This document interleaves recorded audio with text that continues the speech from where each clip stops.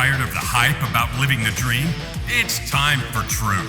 This is the place for tools, power, and real talk so you can create the life you dream and deserve. Your ultimate life. Subscribe, share, create. You have infinite power. Hello there and welcome to this episode of Your Ultimate Life, the podcast we've been running for, well, more than 5.5 years to help create a life of purpose, prosperity, and joy by serving with your skills, your gifts, and your life experience. Today, I'm blessed to have a special guest, Dr. Amy Albright. Amy, welcome to the show. Thank you, Kellan. So nice to be with you. I accept that exactly as said. Nice to be with you, which has particular meaning. One of the first questions I like to start with, and we'll go wherever this goes, is I don't want you to be shy or bashful or modest or anything. I'm curious about every guest. What are the things that you do on purpose to lift and bless those you associate with? The phrase I like to use is add good to the world, but what things do you do intentionally to love and serve those people you meet?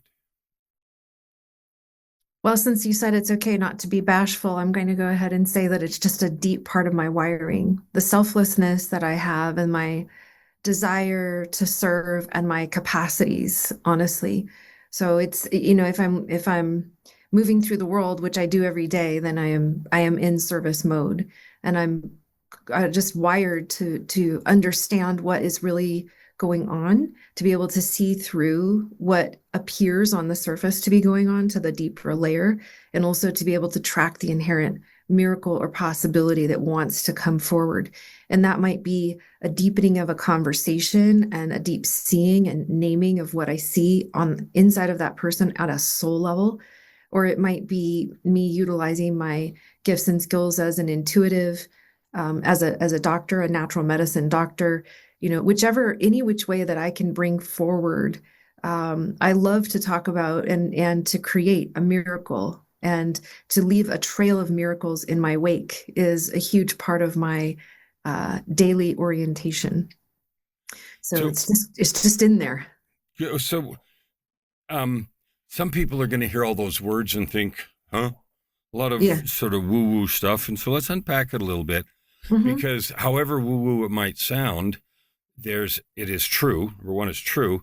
And there are some real practical moment-to-moment life applications to the things that you're talking about. But the first thing I want to ask is,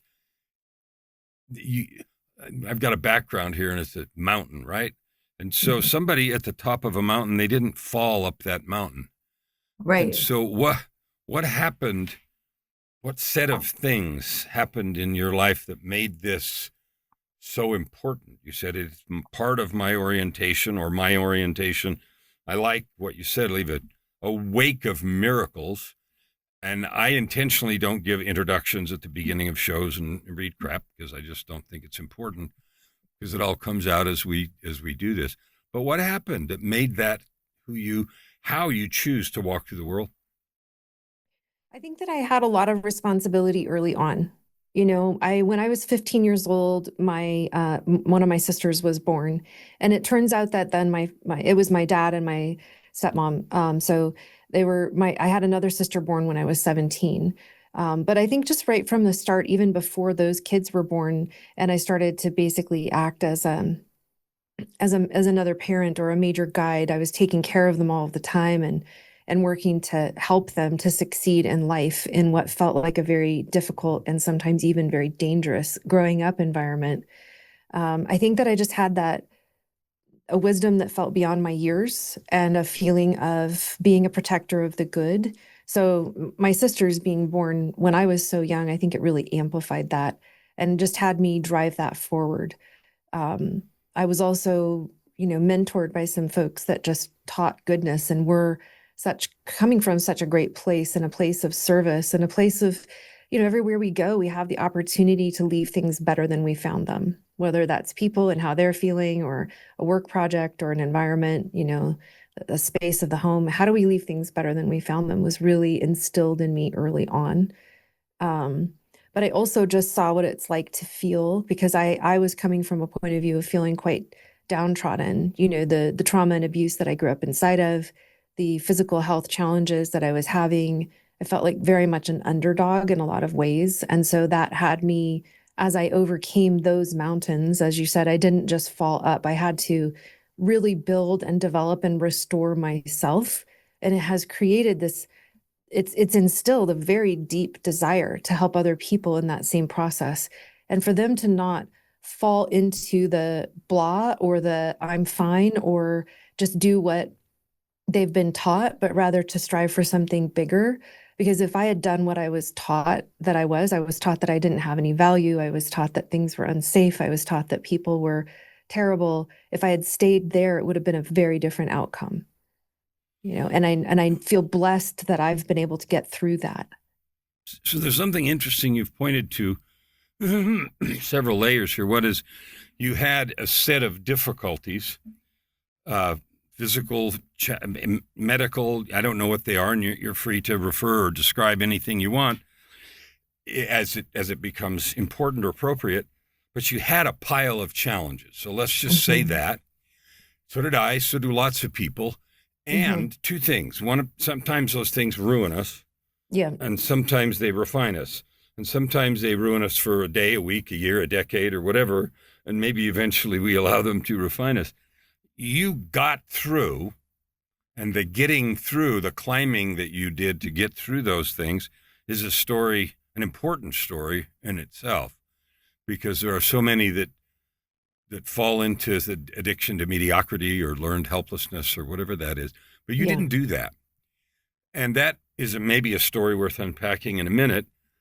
And after you did that, like, you could have said, okay, good, I've got myself handled. I'm squared away. I'm no longer ruined by these things. And I've got myself in a place where I'm okay. And then beyond that, I've got myself in a place where I've allowed these hardships to refine me instead of I'm just toughing it out and I got through them. That's completely different.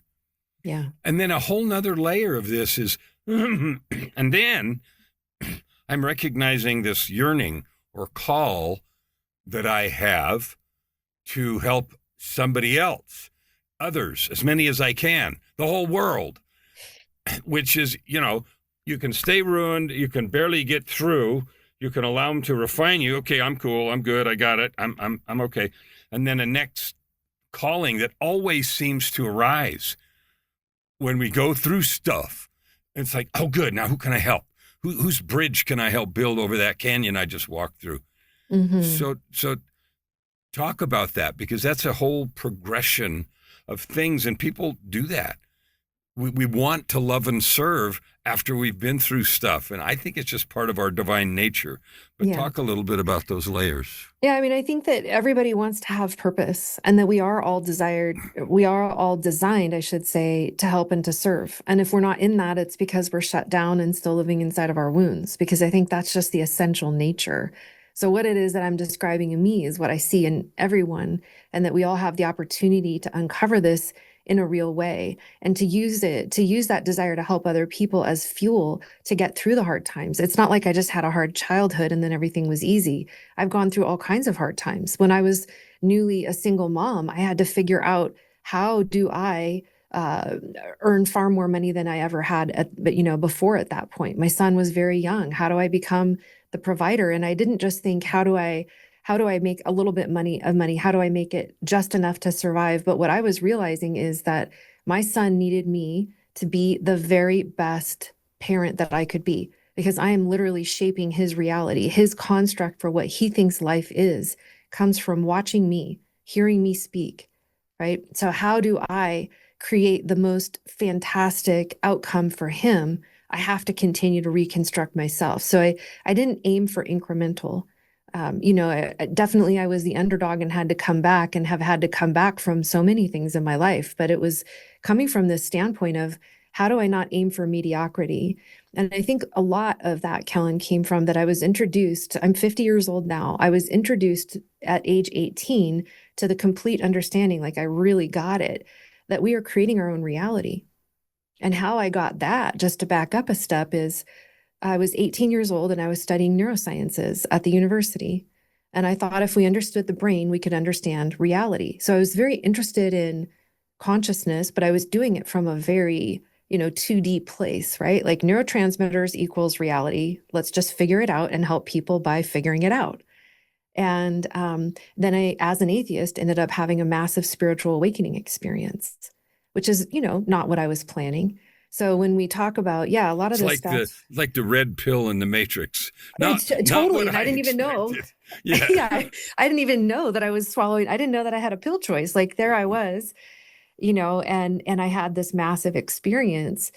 And I was sent to that experience. It ended up being an experience on an acupuncture table where I felt like I was levitating and sinking. And I'm not saying I was, but that was my experience. And I felt like I could hear the voices of guides in my ears, but I didn't believe in guides. Like this was really, really weird and blew out basically my construct of what reality was.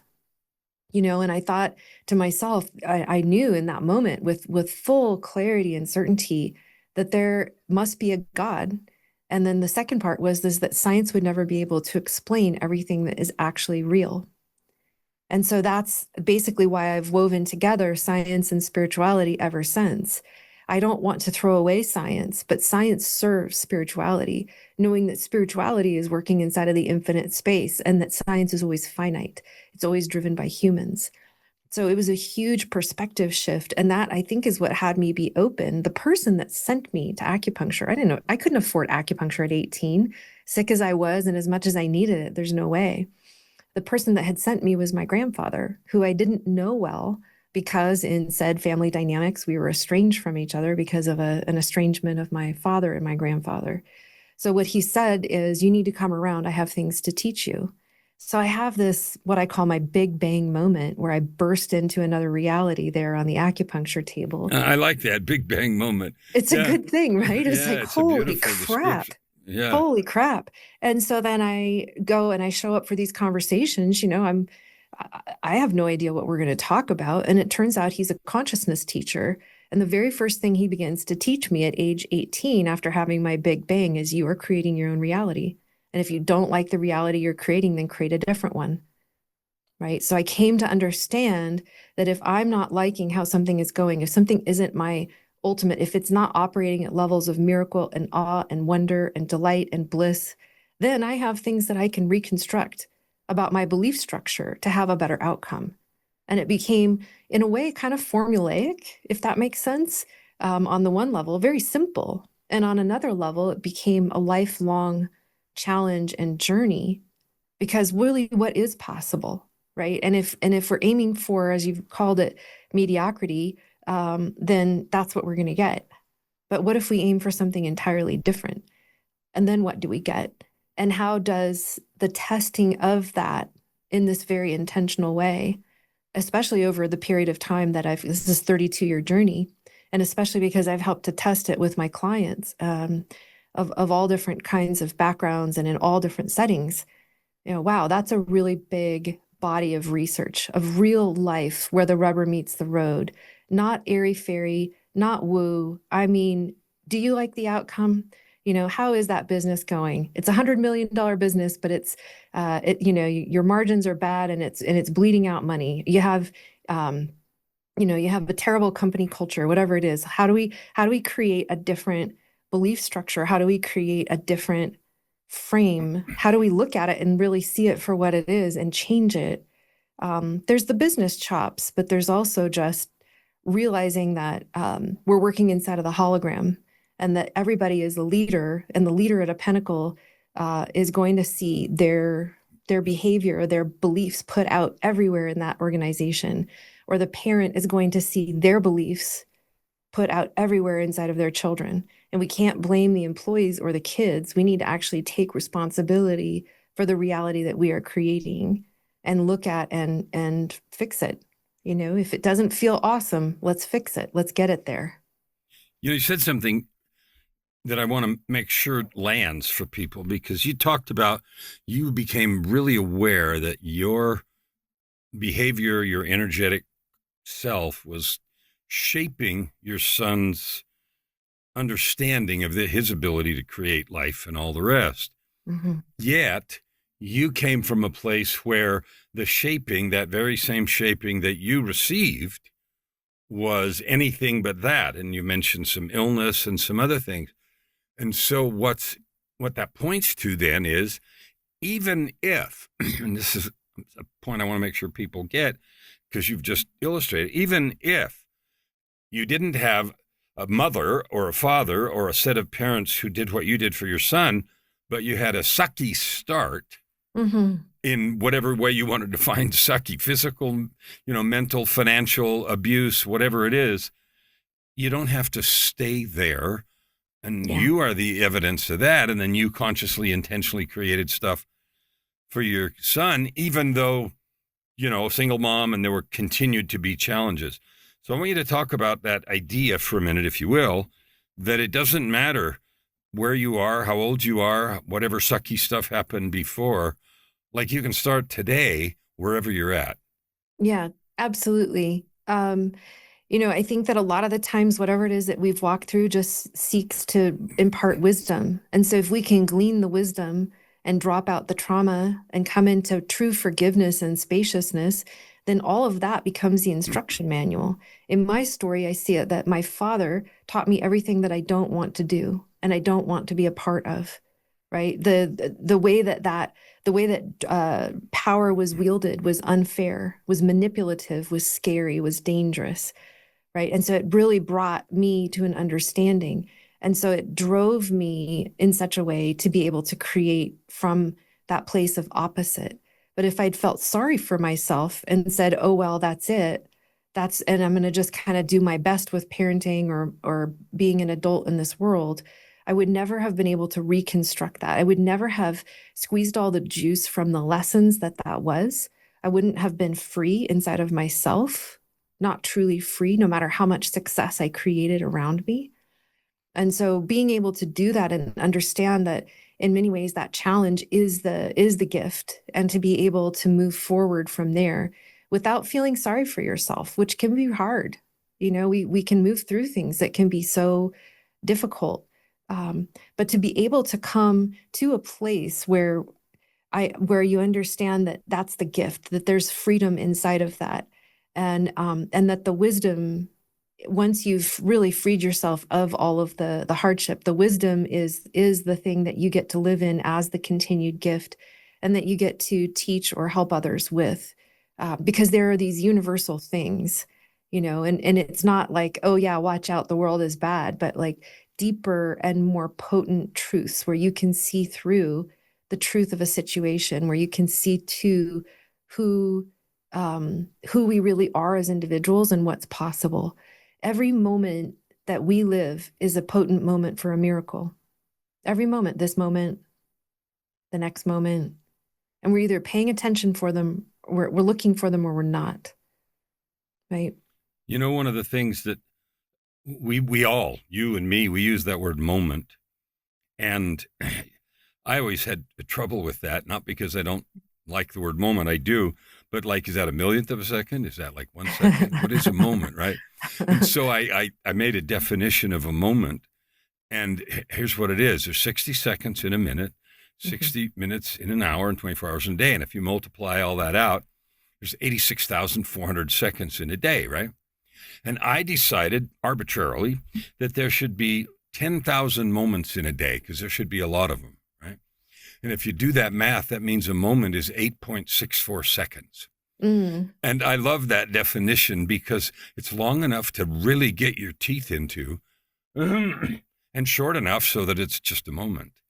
Right. So I use it, and I did that, and that's how I did that. And I love it just because it feels like something, me anyway, I can get you can get your head around it, right? My head, my heart, my arms. Yeah. Yeah. 8.64 seconds. So when I talk to people about moments, they say, what are you doing with this 8.64 seconds? Like right now, this moment. Yeah. So If I can truly start from anywhere, and you have, I mean, you and I, we both know people feel trapped by their circumstance, unfairly dealt with. They got a raw hand and all kinds of descriptions of that. But the way you've described it is, gee, I don't have to think that. I can, not as a game, not as an excuse, not as a Band-Aid, but I can decide that all of the things that I have had the opportunity to experience can be can be good, can be Yeah. for my good, can be for my learning. And I know another fellow who had a similar, I don't know, similar, but described, I learned from my dad all the things not to do kind of Mm-hmm. thing. Mm-hmm. The same description that you just gave. And that's not a fake, that's not a, it's not an excuse. It's a true thing. And life is exactly, this is my thought, I want your opinion. Life is exactly as hard as it needs to be for each one of us individually to give us the opportunity to make the most out of ourselves. Yeah. Right. Well, that's that piece about wisdom. What if we're not being punished, and what if it's not unfair, and what if, like, all of that construct, that's not very helpful. But when we say, wow, I must have needed to learn this, and we glean for the wisdom. I like what you said earlier, the word Band-Aid. I am not somebody that wants to spiritually bypass. This isn't, none of what we're describing. We're using words and we're talking out loud, but this is not an intellectual process. This is more of an alchemical process. This is an energetic, emotional. There are ways to break it down and make it very step by step, but ultimately it's the devotion, the dedication to really changing the landscape within, not just changing the thoughts, because the thoughts, I mean, they're helpful, they're important, but ultimately, the way that the universe organizes itself and the way that life happens and the way that the subconscious mind is meeting the moment is organized based on the subconscious. It's organized based on sort of this unseen architecture of belief structures, right? That is driving things. The wounding structures that can still exist, that can be driving things. And we can think whatever thoughts we want, and we can convince ourselves, oh, it's fine. It all served. It's all perfect. Like it's the same thing that we're saying, but it doesn't come from an integrated place. And that integrated place is what drives the inquisition. It's what drives the alchemy. It's what drives the real healing and the real discovery, when we're allowing for things to have true meaning, and we're deciding to discover what that meaning is and live into the possibility that came through that life circumstance. Because I like to give things names and acronyms, I call that structure that you've described the context straitjacket. Mm-hmm. We live in a context straitjacket, and it's built out of 5 things. And of course, I have an acronym for that. B-Deep: beliefs, definitions, experiences, expectations, and perceptions. Mm-hmm. And that collection of crap forms this context straitjacket that is of our own making. And it's Totally. Yeah, it's transparent, flexible, but we don't know that until we know that. And then we can do something with it. Yeah, absolutely. And that's another way to explain consciousness, is the awareness of knowing that no matter what, we have a context straitjacket. In cognitive psychology, which is what I ended up finishing my major in, it's the study of how the brain impacts behavior. How does what we believe we're going to perceive impact what we actually process, even though it may not be what's present?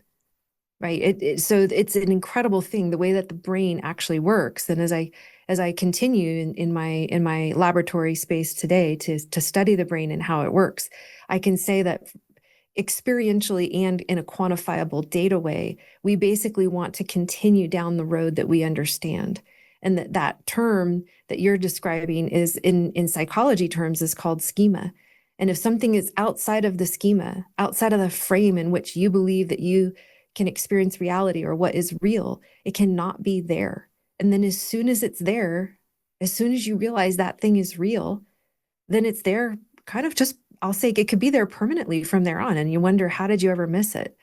There's also places where you can go in and out of reality. And I see that as, kind of the inside of a transformation. Somebody can have an insight. Maybe they have their own big bang moment, whether that's, acupuncture or psychedelics or the birth of their baby or whatever it is, these big life events that can create those breakthrough moments. And but then they can slide back down into the doldrums, into the smaller, old, well understood, subconscious, sometimes schema or frame for how they think reality is constructed.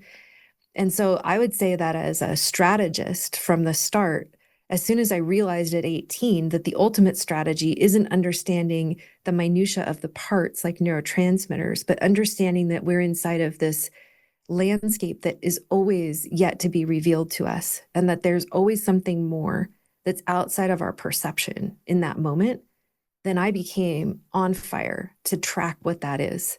What is it that I don't know right now that could change everything?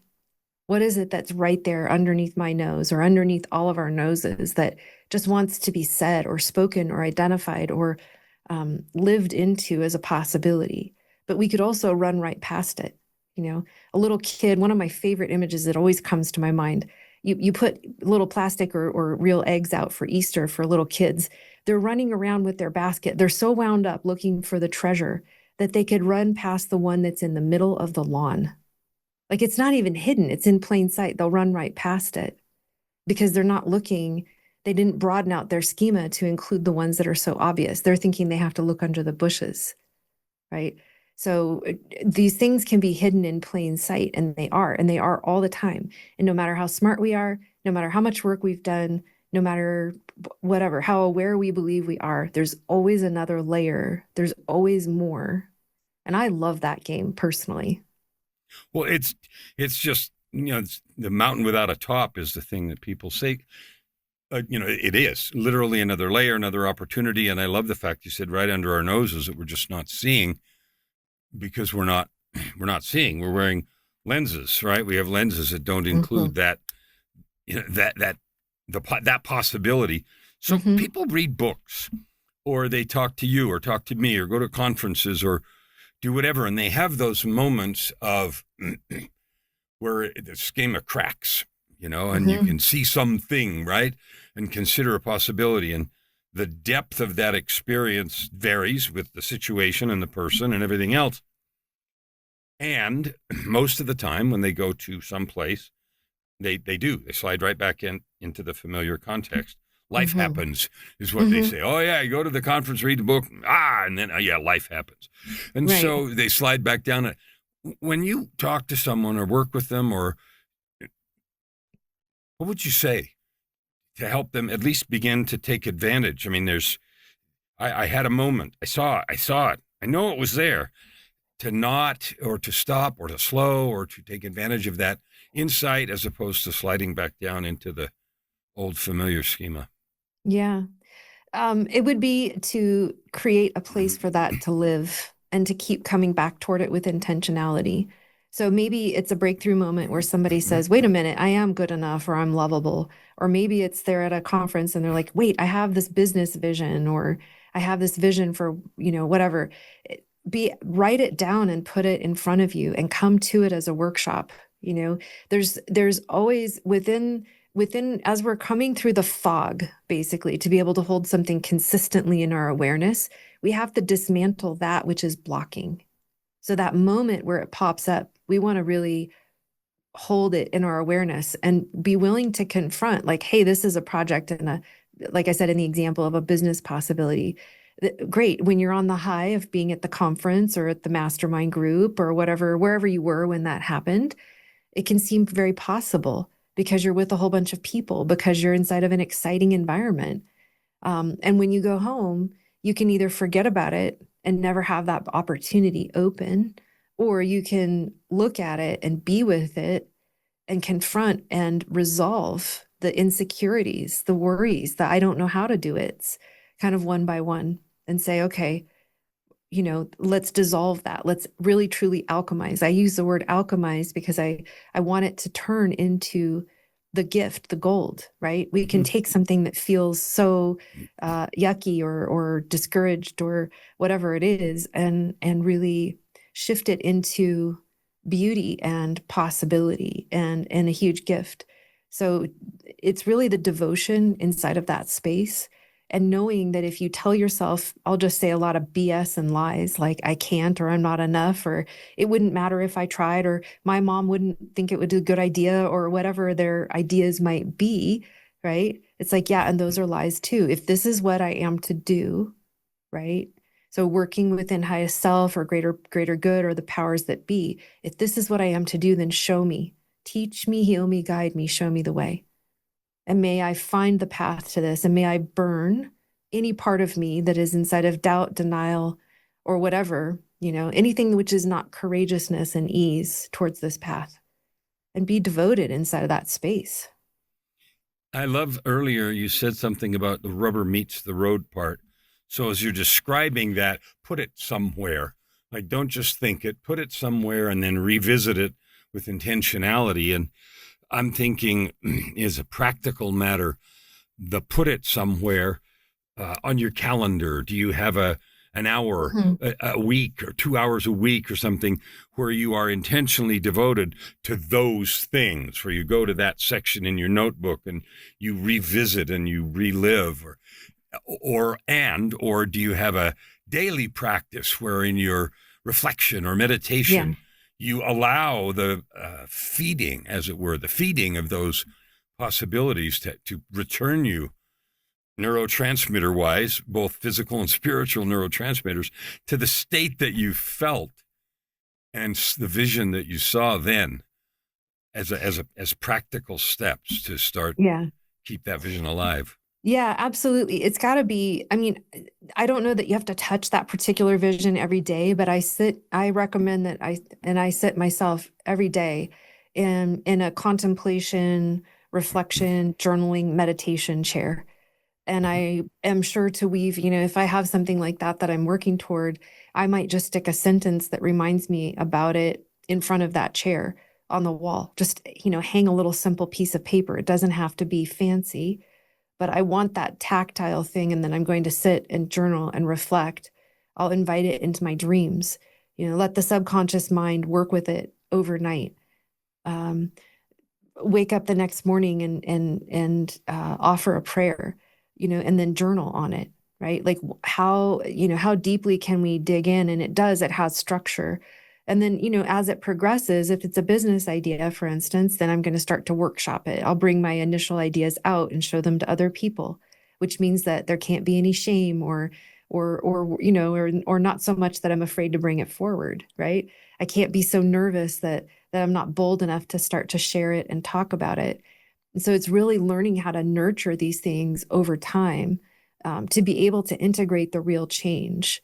There's a part of us that needs to be able to work through a process that we can pledge ourselves to that outcome. And as we pledge ourselves to that outcome, then we become even more devoted inside of that space. We can work with these big turbines of power inside of ourselves to make it the reality. So what this all points to is back to what you started with in the beginning, which is what you learned or began to learn on the acupuncture table, that we create our reality. Mm-hmm. And you've studied neuroscience and things like that, and also in the realm of physics and those kinds of things. I want you to, from your own experience, maybe give a story or two, or something that you will help listeners not just intellectually, but viscerally accept that truth, because it's an eternal truth that we create our reality, yet we are indoctrinated, socialized, taught that is magical thinking, right? As opposed to directional power. So talk a little bit about helping a person who's listening, who wants what you're saying to be true, and they're having the noise that is on the other station. Yeah. Ultimately the noise that's on the other station is a part of the programming, and recognizing that that's just a part of the programming, right? So, I think that the first story that comes to me is understanding the kind of the arc of my career space. So I thought that I needed to study the brain and be an atheist, like I said. And then I realized, wait a minute, I need to understand, that there's a lot more. And how do we understand reality over time? So I ended up taking a whole bunch of classes in anthropology. And I was studying shamanism and indigenous rites of passage and ways of healing around the world. And I was fascinated by the way that people were before we could communicate with each other. And I decided to just trust to move forward in that way. I let myself follow that thread. So on the one hand, my studies were about the brain, and on the other hand, it was about spirituality. And that didn't seem to make sense, but I knew that I was creating my own reality to the point that you were making. And I knew that there was a draw here, and I was answering that pull. And I didn't know how to control the outcome per se, but I knew that I had to listen. I decided at some point that I didn't want to be a researching professor. That's what I was studying for. And because they would try to make me study the same thing for the rest of my life. And I did not want to create that reality. There is no way that my curiosity could be anchored in on one little theory about the brain for the rest of my life. That sounded terrible. And so I knew that because I was creating my own reality, I needed to find a bigger container. I had to find bigger answers. So I did something that other people might think was crazy. I bought a one-way ticket to Costa Rica back before there was ecotourism. It was a raw country back then. It was a beautiful, and it still is a beautiful country. But I went and I got a one-way ticket because I knew that I was creating my own reality. And while I was there, this is really fun, actually, some of the stories. It's like, I don't know the language very well.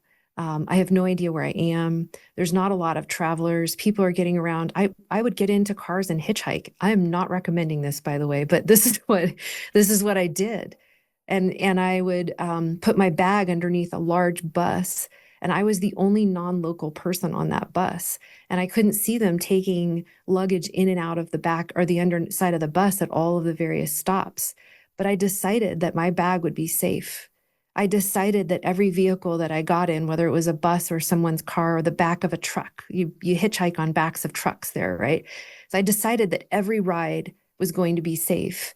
And I could feel certain moments. When I was in Costa Rica, I got off the bus one time, and there's no air conditioning on these buses, and it was bumpy dirt roads. And I'm standing there in a bus station. I feel like I've basically melted to death. I'm so hot. I'm completely drenched in sweat, and I feel a little bit brain dead from the whole travel. And I'm looking up, trying to figure out, where do I go next on a bus? This was the most pivotal moment where I really got it in my body that we do create our own reality. I could feel suddenly a shift in something. And I looked down from the big billboards that I was reading the sign, feeling really hot and overwhelmed and confused. And I saw a guy moving toward me. And at the time, I wouldn't have said that I knew anything about how to see or perceive energy. But let's just say that the guy was throwing off really bad vibes. And in amongst the crowd that was moving about the bus station, he was making a beeline for me. And I'm standing there with a backpack on my back that probably weighs 70 pounds. It's taller than my head, right? And that's not normal. So not only do I not look like everybody else in the bus station, but I also have something heavy on my back that makes me a bit of a target. And I thought, this is not what's going to happen right now. I don't know what this guy wants, but I don't want anything to do with him.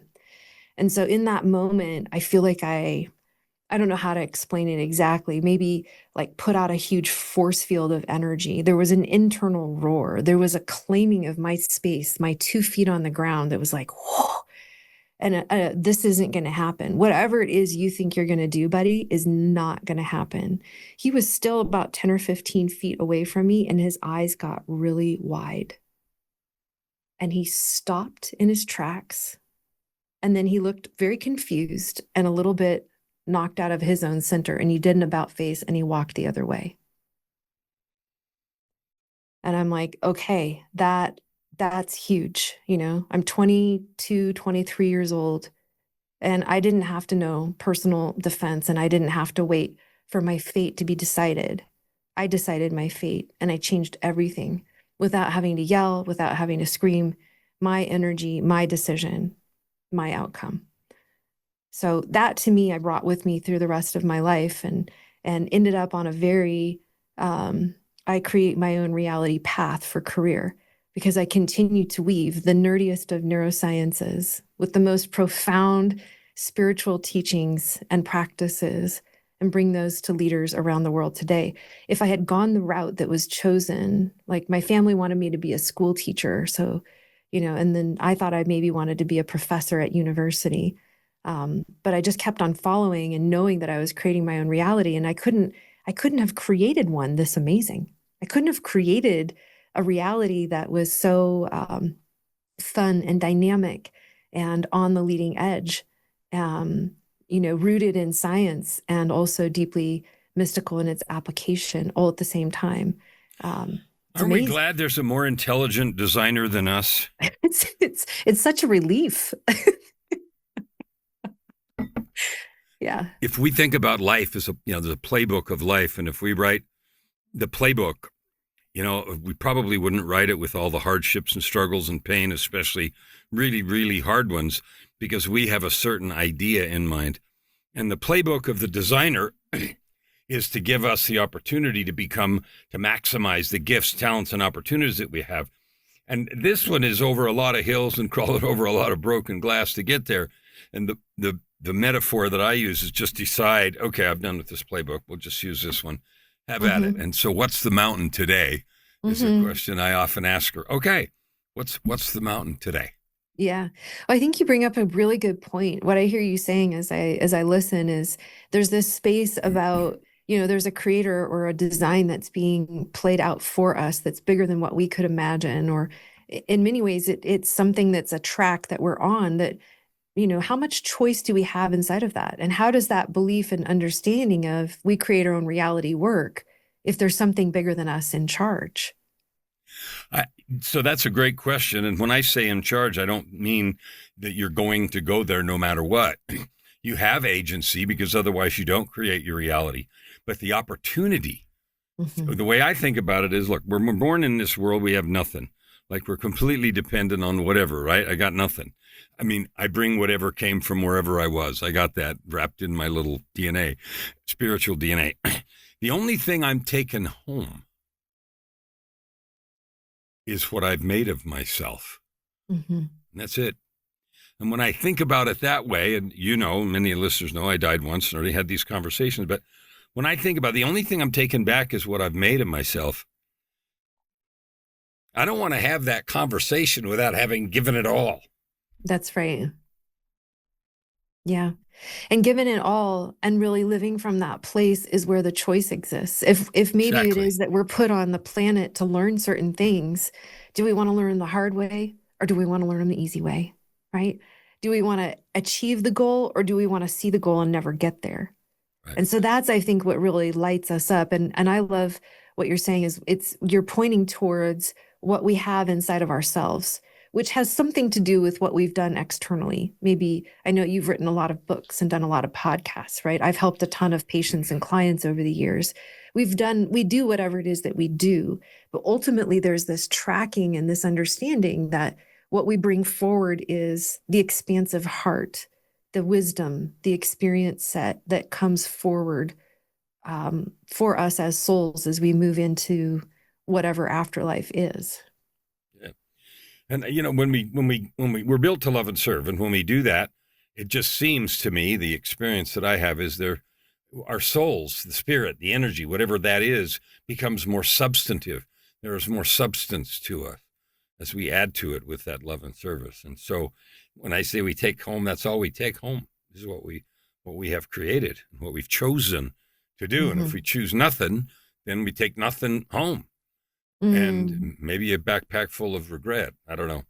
So what didn't I ask you, or what didn't we talk about that you want to make sure that we cover today? That's a great question. I always want people to know that they are creating their own reality. I feel like we covered that. I think another piece of that we've pointed to, but I'd like to make sure really lands for people, is that what we're describing is an interconnectedness, that we are more than our mind, and that we are these incredible miracles, like our body functioning, the fact that we were born, all of that is a miracle. Life itself is full of miracles in every moment, and we create and experience that as a collection. And that knowing that we're interconnected at the level of the mind does not actually help us to tap into the experience set and the reality that we're describing. It's as we drop that into our body And we can do that in the smallest of ways that build over time. I really love, and I still am fascinated with the brain and the brain's ability to be rewired and amplified so that we can achieve that better and faster than, just through life experience change alone. But however we get there, it's so important that we unleash ourselves from what are actually really painful limiting beliefs or schemas and frames that are smaller than what we're designed for, and expect more, but not because we then need to be a bigger martyr or a better workaholic, but expect more because we are working within the connection of the divine. We're working within the support, and we're breathing as one being, and allowing for grace to fill through us in such a way that we can serve with ease, that we can walk our own path with joy, not with servitude, right? And there's a huge difference there. So living inside of that connection is a massive and very important thing. I always want to ask, what if the truth is what we can become and create is so much bigger than we can possibly imagine? Like, if that is a foundational truth, then the questions are, how do I learn how to connect? How do I learn how to listen? That's right. How do I learn how to surrender?